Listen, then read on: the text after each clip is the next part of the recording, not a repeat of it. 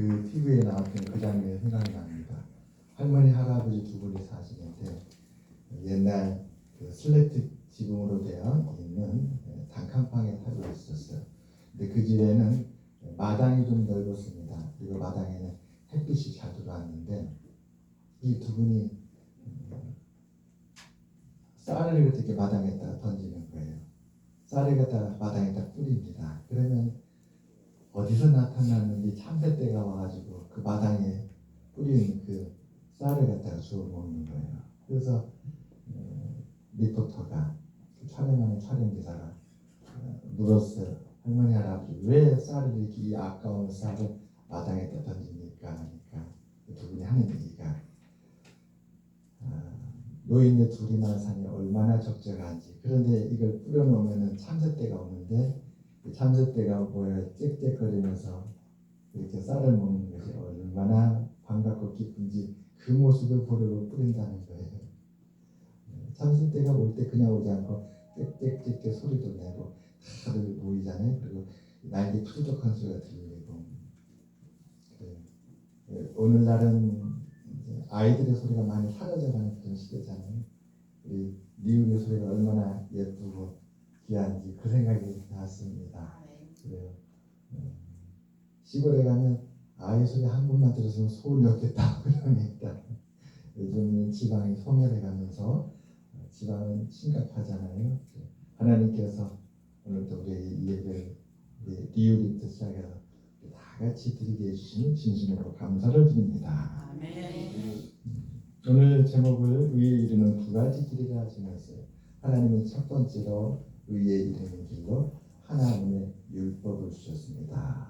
우리가 의하면 올바른 그런 뜻을 갖고 있잖아요. 그래서 머릿속에 법과 또 법정을 생각하게 되잖아요. 법정에서는 의로운 것과 불의한 것을 판단하고 그리고 또 법이라는 것은 우리가 잘못된 길로 가지 아니하고 올바른 길로 가도록 인도하는 표지지 않습니까? 하나님도 율법을 통해서 우리에게 의의 길을 가르쳐 주었습니다. 이 하나님의 율법은 의로운 법이기 때문에 그 법을 지켜 행하면 우리가 의에 이른다는 것이지요. 그런데 우리가 창세기를 읽어보면 창세기 3장부터 이러한 하나님의 계획이 실패한 걸 보게 됩니다. 창세기 3장에 보면 아담과 하와가 나는데 그 아담과 하와부터가 하나님의 법에 이르지 못했어요. 그래서 의에 이르지 못한 것이지요. 하나님은 인간을 하나님의 의에 이르도록 법을 줬는데 인간이 그 법에 이르지 못하니까 어떻게 됐을까요? 그래서 하나님은 두 번째 의의 길을 우리들에게 보여주시고 베풀어 주셨습니다. 그 의의 길은 좀 독특하고 특별합니다. 성경이 바로 그 두 번째 의의 길을 우리한테 증거하기 위해서 창세기부터 계시록까지 그 많은 분량을 우리에게 기록을 남긴 것입니다. 두 번째 하나님이 우리에게 보여주신 그 의의 길은 놀랍게도 우리가 인간이 이르지 못한 깨뜨린 인간이 온전히 지키지 못한 그 의의 길을 예수 그리스도가 이 땅에 오셔서 대신 지켜준 것입니다. 대신 이루어준 것이에요. 그 다른 말로 하면 대속이라고 하죠. 대속. 그 쉽게 대속이란 말은 어렵지 않습니까? 쉬운 말로 희생이라고 합니다. 희생. 우리가 의의되지 못해서 불의한 자가 돼서 심판을 받을 그래서 죄와 사망 아래 누웠는데 하나님께서 아들 예수 그리스도 이 땅에 보내주셔서 우리가 깨뜨리고 불의하게 되고 그래서 하나님의 징계 아래 있는 모든 것을 다 대신하시고 온전히 이루어 주셔서 우리 대신에 주님이 우리의 의가 되어 주셨다. 이것이 두 번째 의의 길입니다. 그러니까 예수님이 그 법을 다 온전하게 완성하심으로 말미암아서 우리가 그 주님이 닦아놓은 그 길에 갈 수 있게 하셨다는 것입니다. 누구든지 예수 그리스도를 구주로 영접하는 자, 곧 그 이름을 믿는 자에게는 하나님의 자녀가 되는 권세를 주었다. 아멘. 하나님이 세상을 이처럼 사랑하사 독생자를 주셨으니 이는 저를 믿는 자마다 멸망치 않고 영생을 얻게 하려 하십니다. 아멘. 하나님은 우리 인간의 마음속에 영혼을 사모하는 마음을 주셨어요. 그러니까 참 우리가 언뜻 볼 때는 정말 세상에 묻혀서 세상과 함께 세상 속에 살아가요. 그렇기 때문에 한편으로 보면 세상에서 살아가는 삶이 우리한테 처음처럼 보여요. 왜냐하면 우리의 모든 이해관계가 이 세상 속에 있으니까. 근데 놀라운 것은 우리 마음 깊은 곳에 하나님이 이미 우리 마음 깊은 곳에 영혼을 사모하는 마음을 창조해 놓으셨다는 거예요. 창조해 놓으셨어요. 우리 마음 깊은 곳에는 하나님을 찾게 됩니다. 우리에게 영혼을 주셔서 그 영혼이 우리도 모르는 사이에 어느 순간에 하나님을 찾게 돼요. 그래서 사실은 세상 사람들은 교회를 보면서 궁금해합니다. 교회를 가면 은혜를 받는다는데 도대체 그 은혜가 뭘까? 예배를 드리면 하나님께서 은혜를 주신다는데 도대체 그 은혜는 뭘까? 여러분, 하나님은 우리에게 참 놀라운 은혜를 베풀어 주셨습니다. 우리 신령 깊은 곳에서 참 놀랍게도 하나님을 발견하면 그것이 그렇게 기쁘게 돼요. 우리 마음속에서 하나님을 소원하는 마음이 마음속에 솟아나게 되면 그것이 우리에게 정말 놀라운 소망이 됩니다. 그게 바로 하나님의 은혜예요.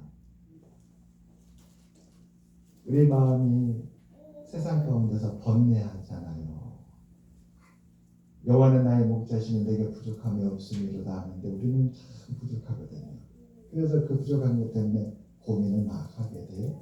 그런데 하나님의 은혜가 우리의 심령에 오는데 우리 심령 속에서 하나님 은혜로만 변화가 일어나는데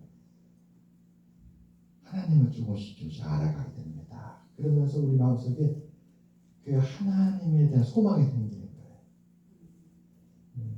그러니까 나와 하나님 연결이 됩니다. 하나님은 절대자시고 전능자시고 무소부지하시고 하나님은 진실하시고 하나님은 공의로우시고 공평하시고 하나님은 진리이시고 하나님은 지극히 선하신 분이신데 그 하나님과 내가 연결이 안 되니까 이 심령에서 그 하나님 은혜가 안 돼요. 그런데 예배를 통해서 우리 마음이 하나님께 연결되는 순간에 그 지극히 선한 하나님에 대한 믿음과 소망이 우리 마음에 큰 기쁨이 되고 은혜가 되더라는 거예요.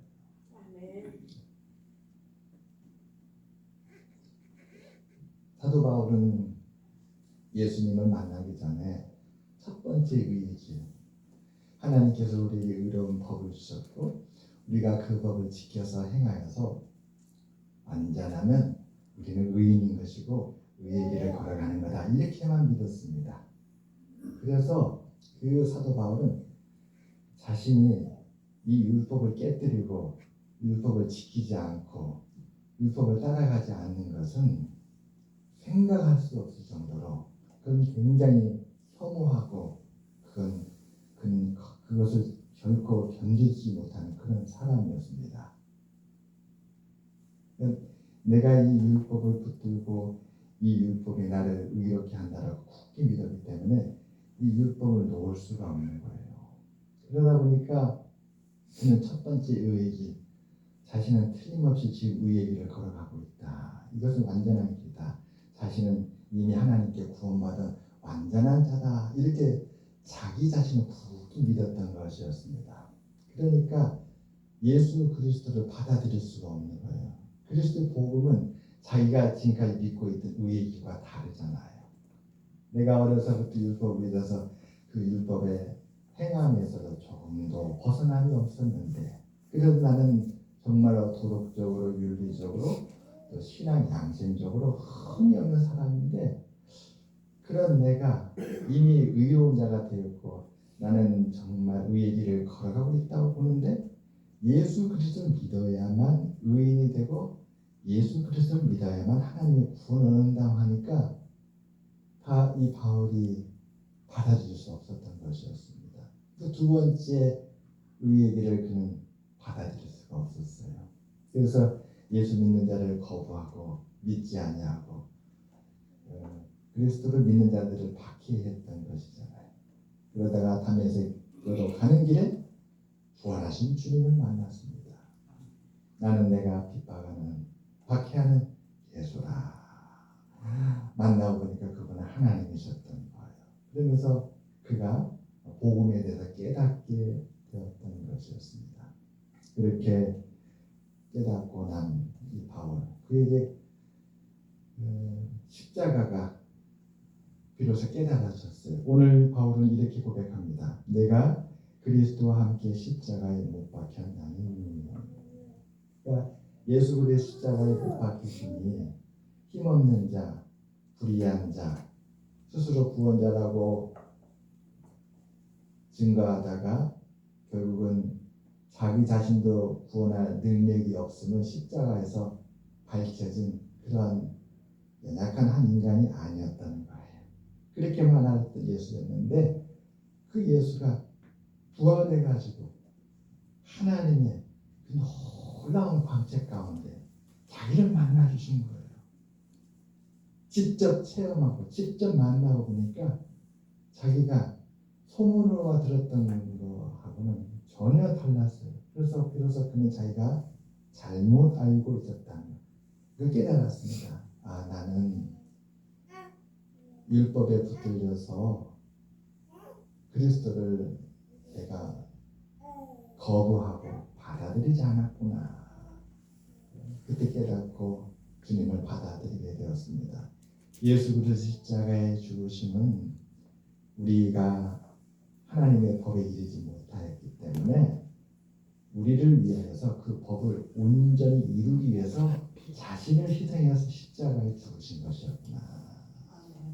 그리고 그 예수님이 나를 구원하기 위해서 십자가에 죽으셨다는 걸 믿고 받아들이면 주님은 내 죄를 용서하시고 나를 구원하실 은혜를 베풀어 주신다는 걸 깨달았던 거.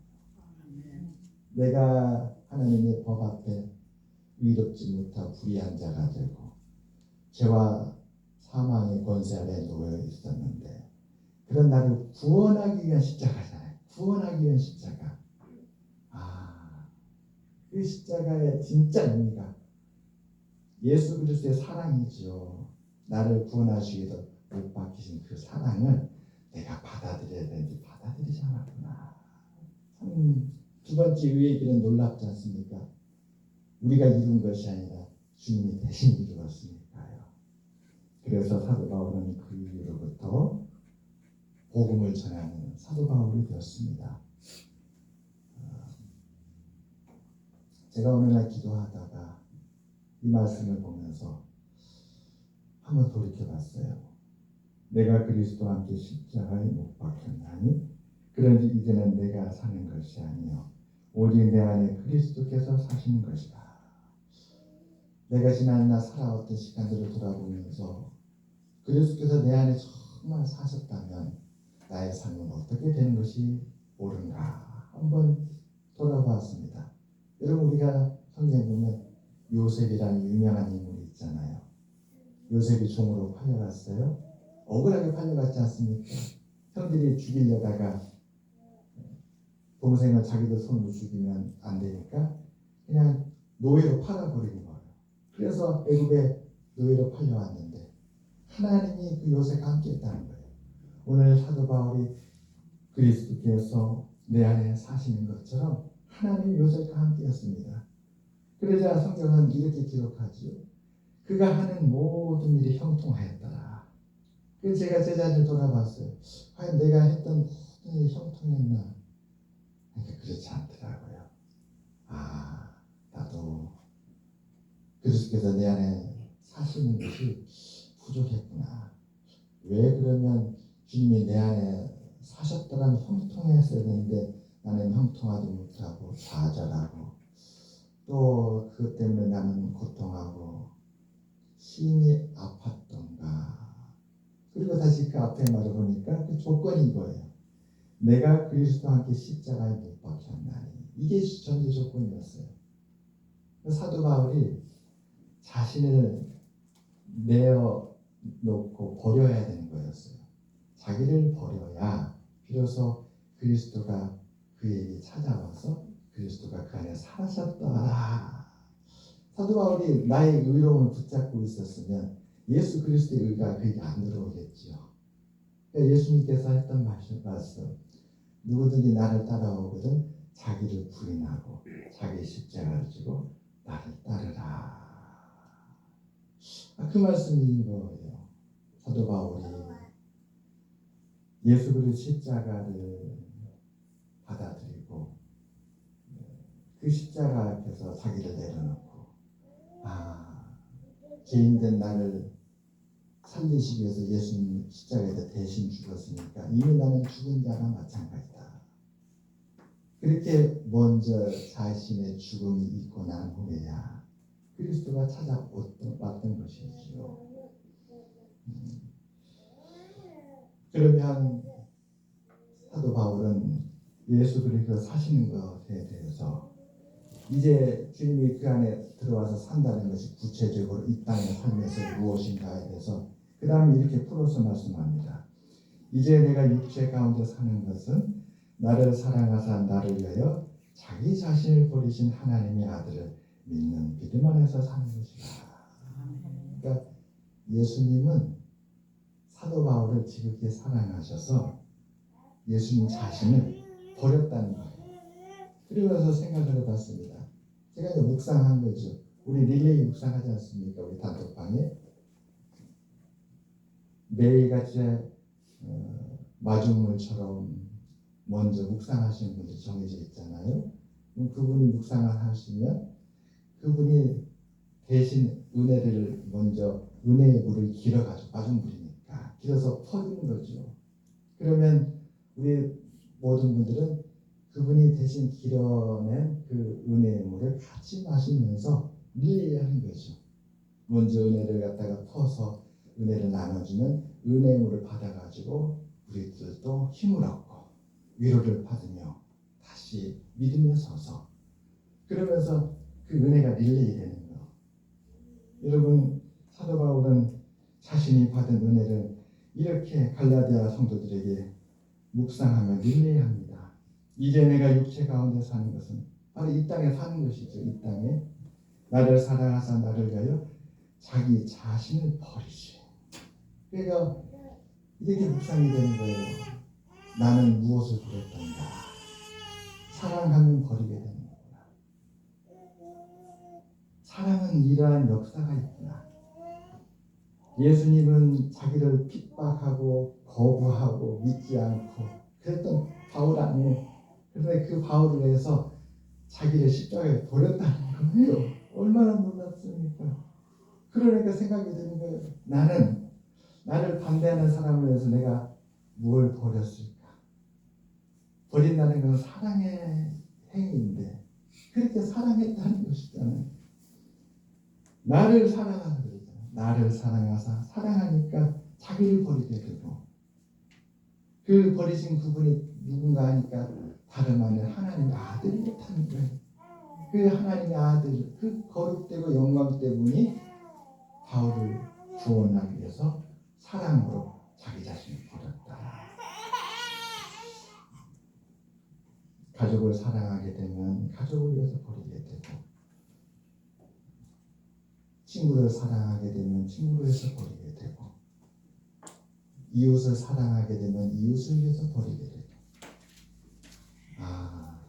교회를 사랑하면 교회를 위해서 버리게 되는구나. 그럼 여러분 은혜는 우리 마음에 어떻게 다가올까요? 사랑으로 버리는 것이 두려운 일이 아니라 소망이 됩니다. 이것이 은혜로 우리 마음속에 일어나게 돼요. 어떻게 이런 일이 일어납니까? 그리스도께서 그렇게 하신 것을 보고 나도 그리스도를 따라가게 되는 그 은혜가 일어나게 되는 것이지. 주님께서 그렇게 우리를 위해서 주셨다. 이렇게 버리는 것이구나.